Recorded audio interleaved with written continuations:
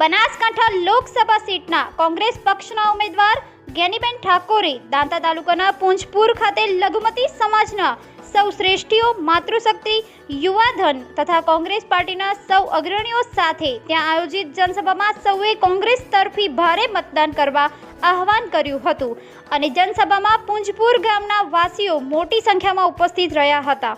Bureau report Taufiq Sindhi, Danta. આમ તો 2 દિવસ પહેલા મીડિયાએ મને એવો પ્રશ્ન પૂછેલો કે જ્ઞાનીબેનનો હમણાં પ્રવાસ કાર્યક્રમ કેમ રદ થાય છે.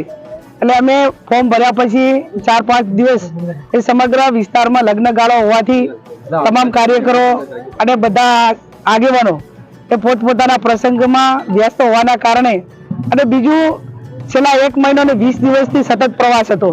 ત્યારે આજે દાંતા વિધાનસભાનો અમારો જનસંપર્ક કાર્યક્રમ જે સ્થાનિક ધારાસભ્યો અને કોંગ્રેસના જે આગેવાનોએ જે પ્રમાણે રૂટ બનાવીને આપ્યો એ પ્રમાણે જનતા વચ્ચે જઈને જે અમારા આગેવાનોએ કામ કર્યા હોય, ભૂતકાળમાં કોંગ્રેસ પાર્ટીએ કામ કર્યા હોય અને આ ચૂંટણી એક દેશ માટે સૌથી અગત્યની ચૂંટણી, કોઈ સંસદ સભ્ય બની જવું અને કોંગ્રેસ પાર્ટી એ ક્યારેય સત્તા માટે નથી લડી, એ અન્યાય સામે લડે એનું નામ કોંગ્રેસ અને ભવ્ય એનો ભૂતકાળ રહ્યો છે. ત્યારે અમે બધાએ તમામ આગેવાનોએ સાથે મળીને અમારી જે વાત હતી 5 જે કોંગ્રેસ પાર્ટીએ જે ગેરંટી આપી એની વાત કરી.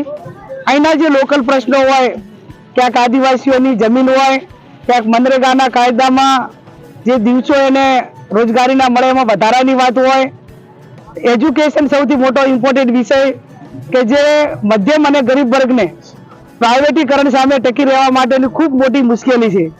આજે ભારતીય જનતા પાર્ટીએ છેલ્લા 30 વર્ષમાં ગુજરાતમાં એમના મળતિયાઓને ઊંચી ફી વસૂલવા માટેનો મોકો મળે અને મધ્યમ ને ગરીબ વર્ગ એ ભણી ના શકે એના માટે કરીને મોટું પ્રાઇવેટીકરણને પ્રોત્સાહન આપ્યું છે.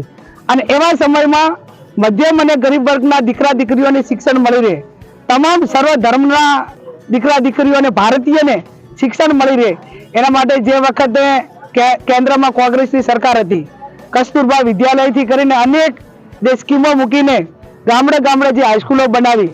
આજે ગુજરાતની અંદર 1600 જે પ્રાઇમરી સ્કૂલો અને હાઈસ્કૂલો એવી છે કે જેની અંદર એક જ શિક્ષક છે અને જે ભૌતિક સુવિધાઓ પણ ખૂબ મોટા પ્રમાણમાં ઓછી છે. એ આ તમામ મુદ્દાઓ લઈને જ્યારે અમે લોકો વચ્ચે જઈએ છીએ ત્યારે બનાસકાંઠાની જનતા આ વખતે કોંગ્રેસ પાર્ટીને આશીર્વાદ આપશે. લોકશાહીનો પર્વ 2 રીતે હોય, એક બાજુ સામ દામ દંડ ભેદની રાજનીતિ છે અને એક બાજુ જન સમર્થન છે, એક બાજુ સંસાધનો છે, એક બાજુ માત્ર ને માત્ર એક લોકશાહી માટેની સંસાધનો સામે સિદ્ધાંતો છે અને સંસાધનો સામે સિદ્ધાંતો છે. ત્યારે અમારા આગેવાનો સિદ્ધાંતથી વાત કરીને લોકો વચ્ચે જાય છે. લોકસભાની ચૂંટણીમાં ક્યારે આવડું મોટું સમર્થન કે જન સમર્થન ના હોય, 15-20 દિવસનો સમયગાળો હોય. આજે હું છેલ્લા 1.5 મહિનાથી જિલ્લાનો પ્રવાસ કર્યો. ગામડે ગામડે લોકો આઝાદી વખતે દેશને આઝાદ કરવા માટે ફંડિંગ કરતા હતા અને આજે મધ્યમ ને ગરીબ વર્ગ, આજે નૂરભાઈ હોય, મહંમદભાઈ હોય, ગામના આગેવાનો એ આ લોકશાહી બચાવવા માટે ક્યાંક નાના મોટી મદદ કરી રહ્યા છે. ત્યારે એ બધાનો અમારે આભાર માનવો પડે અને સમજી અને એક લોકશાહી બચાવવા માટેનો જ્યારે વાત આપણે કરતા હોઈએ ત્યારે આ વિસ્તારના તમામ સમાજના લોકો, તમામ ધર્મના લોકો મોટા પ્રમાણમાં મતદાન કરીને કોંગ્રેસ પાર્ટીને આશીર્વાદ આપશે. આવનાર સમયમાં ક્યાંક જે સહકારી માળખું અને વહીવટી તંત્ર, પોલીસ તંત્ર એ એમની જે ડ્યુટી બજાવવાની હોય, એમને જે ક્ષેત્રમાં કામ કરવાનું હોય એને બદલે લોકશાહીનું હનન કરવા જઈ રહ્યા છે.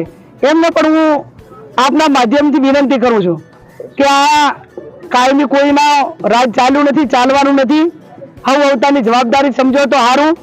જ્યાં આવડા મોટા સામદામ દંડની રાજનીતિ સામે આખો દેશ આ દેશને લોકશાહીને બચાવવા માટે ઝઝૂમી રહ્યો હોય અને એ ટાઈમે તમે ક્યાંક નાના મોટા વ્યક્તિગત સ્વાર્થ માટે આવીને લોકોને દબાવવાનું કરશો તો મા જગદંબા તમને 100% એ જે કરેલ કર્મોનું જે કાંઈ ભોગવટો કરવો પડે એ ભોગવશો અને કુદરતને અહીંયા દેર હોય અંધેર ના હોય, કુદરત પણ તમને માફ નહીં કરે.